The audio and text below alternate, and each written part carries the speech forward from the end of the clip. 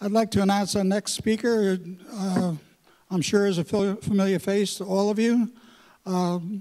Attorney General Alan Wilson was first elected in 2010. Alan, come on up here, please. Thank you, sir. Thank you, Mr. Dugan. So my election in 2010 was born out of the Tea Party movement. So when people ask me, why do you come back to this Tea Party convention every year, that's why. Thank you. So I come here, and not just here to this convention and to this county and this community, but I go to every county and every community that will have me. Wherever two or more gather, I go, because the way I look at it is everybody in here who's an elected official, they are the trustees of a job that belongs to the people. The office of the Attorney General is not my office, it's your office. It belongs to you. You merely elect us to be the trustees of that position. And so I'm here on a job interview today to talk about what we have done over the last several years and what we intend to do for you, the people of South Carolina. First, let me start off by saying I'm incredibly proud of the work the men and women have done. When I was elected in 2010, I had no idea. I had absolutely no idea that we would be running into some of the things that we're doing. When I was elected in 2010, the Internet Crimes Against Children Task Force was actually on the downturn. As you know, the Internet is a new frontier. Pedophiles and predators are out there preying on our children in schools. They're preying on young people all around. We had about 40 law enforcement agencies that were engaged in that task force. Over the last 6 years, we've built it up to over 100 law enforcement agencies in South Carolina that are out there patrolling the Internet. We have prosecuted over 600 predators preying on and peddling child porn and preying on our kids in our schools. Over 600 arrests have been made in the last 6 years. That's clap-worthy. Another thing that I wanted to talk to this group about, because we are here in Horry County, and we just last month released the statewide human trafficking report. Horry County is in the top 5 counties for human trafficking in South Carolina. In fact, Charleston's also another county, and as is Beaufort. So the coastal area is a hotbed of human trafficking activity. If you look at human trafficking worldwide, human trafficking is a $150 billion a year industry. $150 billion a year. There are estimates of over 42 million victims of human trafficking every year, with the United States being the #1 destination for human trafficking. Additionally, it is the fastest growing criminal enterprise in the world, second in size and scope only behind drug trafficking, and in the next couple of years they expect that it will become the #1 criminal enterprise in the world. South Carolina is a hotbed for human trafficking activity. I didn't know that. I don't know if you knew that, but we sit between 2 of the top 20 hubs in the country, Atlanta and Charlotte. So when you look at the interstate systems, and you look at the tourism trade, and you look at the ruralness of South Carolina, it is like a light, a moth to the light for human traffickers to come here. And this, like I said earlier, we're a top 5 county here for human trafficking. Our human trafficking task force, when we set it up in 2012, had 12 members. Now we have over 300 both law enforcement and nonprofit government members in our human trafficking task force. We closed 59 human trafficking charges last year. We have 72 open human trafficking cases on the books. We are making South Carolina one of the worst places for human traffickers to do business. We've gone from one of the, you can clap on that too. I saw some of you out there wanting to start to clap. But we used to be one of the worst states in the country for how we enforce human trafficking laws. And the General Assembly, and I know we have a senator here in the room who supported the human trafficking, Tom Davis, supported the human trafficking legislation, but they have given us the tools to go out and make us one of the best states as rated by PolarisProject.org, one of the best states in enforcement of human trafficking laws. So going out there and engaging young people to teach them about human trafficking, engage all people so that we can ultimately eradicate modern-day slavery. Those are just a couple of the things that I'm really proud of. We've consolidated, additionally, all of the statewide victim services groups under the Attorney General's office. So now all victim services providers and law enforcement agencies come to our office to get their grant funding. We just dispersed $38 million in grant money, not tax dollars, grant money to local victim services providers in communities like this. I'm really proud of that. We've made it easier for people who serve the needs of victims to get the training, to get the statistical analysis, to get the grant funding to go out there and provide those services to your cops, your sheriffs, your prosecutors, and your nonprofit groups and your churches who are out there applying for grant money. Those are the things that we're doing internally in South Carolina, and I'm proud that we have enlarged our prosecution our prosecution group has gone from 75 to 80 attorneys in the Attorney General's office, 75 to 90 attorneys in the Attorney General's office. But some of the things we're doing that a lot of people don't hear about. South Carolina was the first state to defend a voter ID law and do it successfully.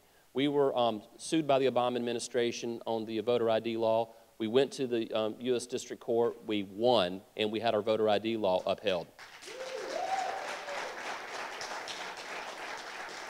I was actually honored to be on the executive team of AGs that brought the Obamacare lawsuit. Now, we didn't ultimately win the lawsuit, but we were able to galvanize 26 states, the majority of the states that challenged the unconstitutional mandate under Obamacare. I was a co-lead Attorney General, along with Scott Pruitt, who is now the EPA administrator, but the former Attorney General of Oklahoma and I brought a lawsuit with a total of 11 states that challenged the Dodd-Frank Financial Reform Act. If you loved Obamacare, you'll love Dodd-Frank. It gave us the CFPB, which now Mick Mulvaney is in charge of, thank God. But we sued the constitutionality of that act. We've brought a number of lawsuits against the Obama administration. In fact, I've been involved in over 50 lawsuits against the Obama administration on the federal overreach. We've sued the EPA formally for their Waters of the U.S. rule. Y'all familiar with Waters of the U.S.? This is Horry County, of course you are. When I was in the 3rd grade, a water of the U.S. was something like a Mississippi River, right? Congress can regulate things that are interstate, those interstate commerce are going interstate. Well, they rewrote the WOTUS rule under the EPA to be basically a ditch running through your backyard. Anything that could possibly fill up with water is now a water of the U.S., and now you could have your land basically subject to federal government regulations so that you can't use your land the way you want. We sued and we won. We sued them on the clean...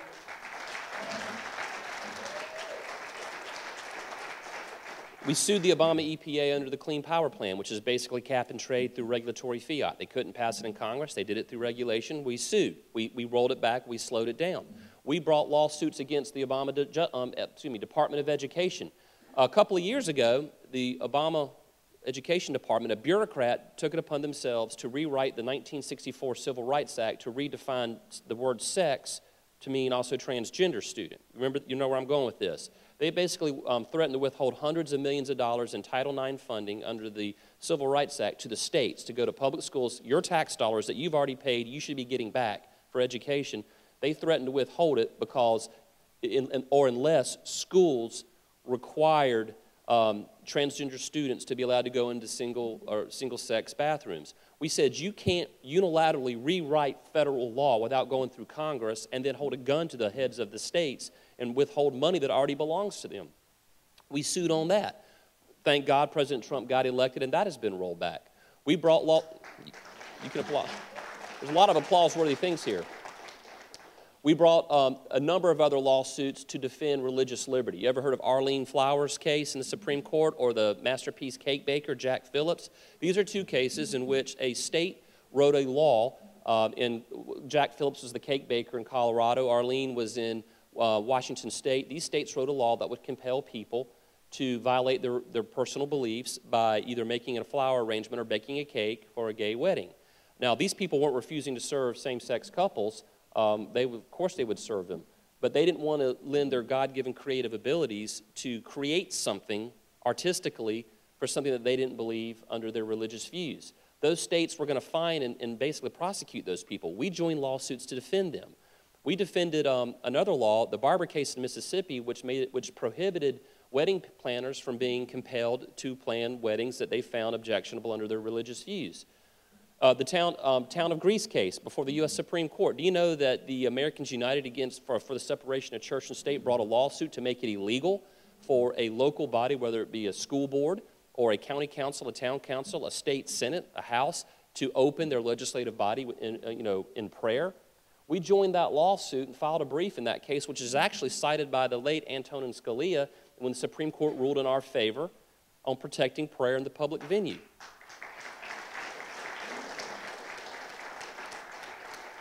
These are just a number of things that we have been involved in as your state attorney. That's why the Attorney General is so important. It's the Attorney General that is allowed to bring lawsuits to defend the Constitution, to protect and defend the rule of law. We've had an administration before that completely ignored the rule of law. Y'all remember President Obama used to talk about the phone and the pen. Remember the illegal immigration order. I joined with Texas in basically fighting and rolling back President Obama's unlawful immigration overreach with the executive order. The president can't write federal law or rewrite federal law with a pen or a phone. You can't do it. Not our current president, not the former president, no president can. The rule of law matters. And as the Attorney General, we have always stood up and defended the rule of law. Another area we've taken a great deal of pride in. We have joined a number of lawsuits protecting the unborn, defending life. We joined in a lawsuit that defended North Carolina's law that banned abortions after 20 weeks. We joined another lawsuit in support of an Indiana law that prohibited abortions based solely on race, gender, or disability. We joined another law in Texas. We defended a law in Texas that placed restrictions on abortion clinics. There was another case in which pro-life activists, two pro-life activists went into a pro-abortion meeting. They had to go use fake IDs to get in. They were forced to sign a contract that they wouldn't disclose the contents of that meeting, but while they were in that meeting, they uncovered what they believed to be alleged criminal conduct as it related to how abortions were being done in violation of the law. They were told they wanted to report that to the police. A judge told them because they signed a contract they couldn't report criminal conduct. We brought a lawsuit in that case in defending their right to report criminal conduct to law enforcement.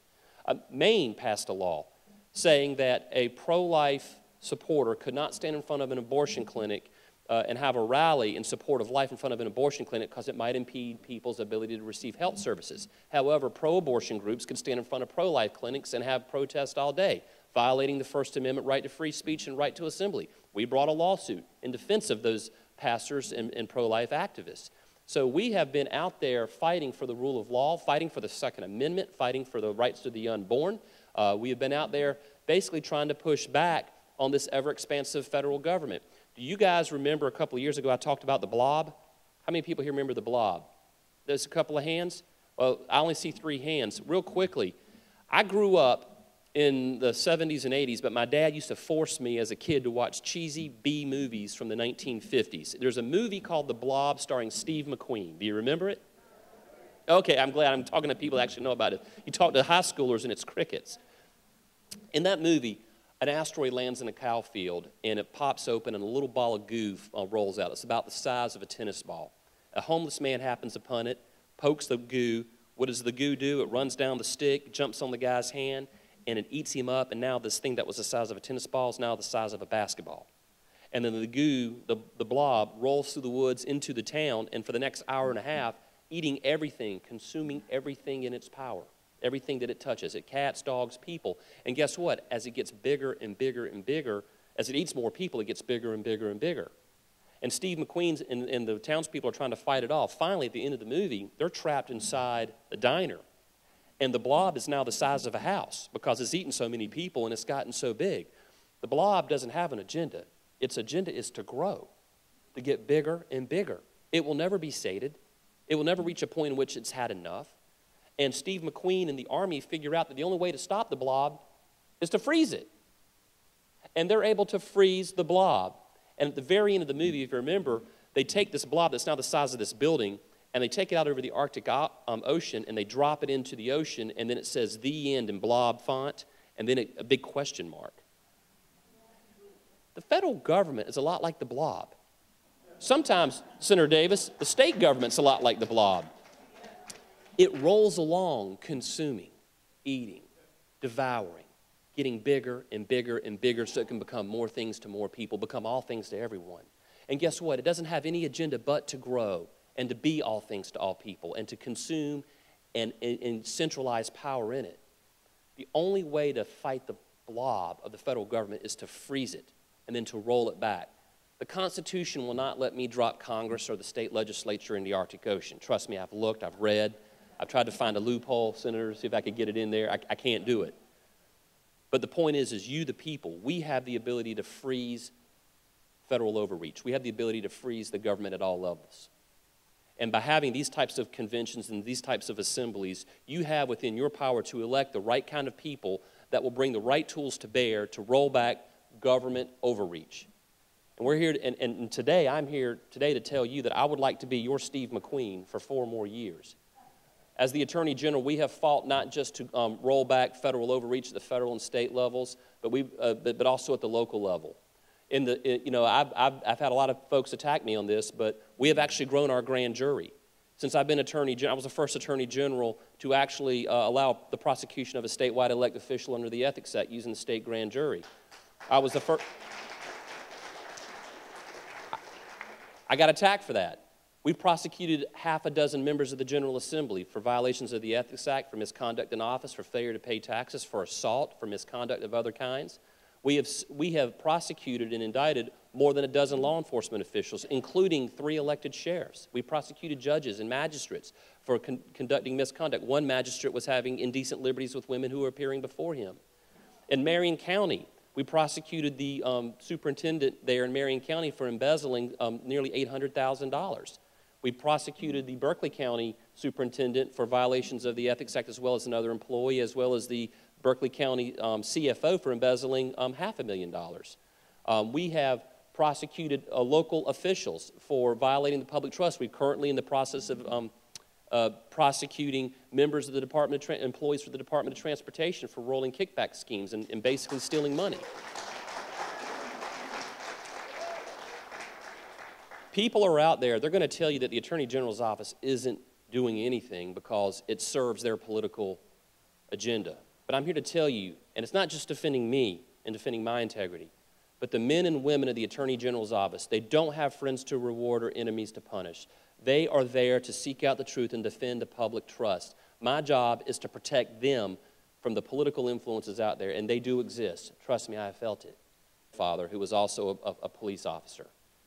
And it took 9 years for her case to make it to trial, 8 years for her case to get to trial. And when we prosecuted that guy for 8 days. At the end of that 8-day trial, the jury came back with a guilty verdict. And I was standing there with her as the verdict was read, and he was sentenced to 18 years in prison. And as they were shackling him up and ushering him out of the courthouse to go to the Department of Corrections, she began to cry. And I put my arm around her as I'm walking her out to her family. I said, "Why are you crying? This is what we fought so hard for." And she said, "Alan, I'm not crying." And before I tell you what she said, the guy that had molested her told her, "No one will believe you because I'm a cop and you're a kid. They'll take you away." That this nearly 70-year-old man told this 13-year-old girl this. So in court, as she's 19 years old and walking out, she looks at me and she says, "Alan, I'm not crying because I'm sad. I'm crying because for the first time in my life, I'm not a victim, I'm a survivor."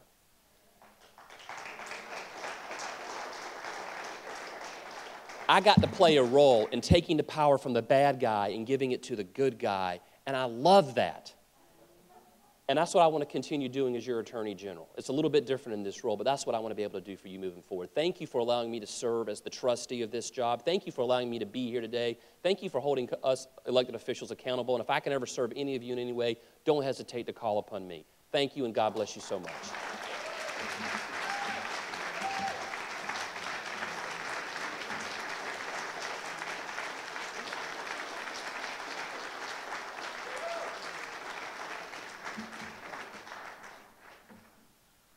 Before we introduce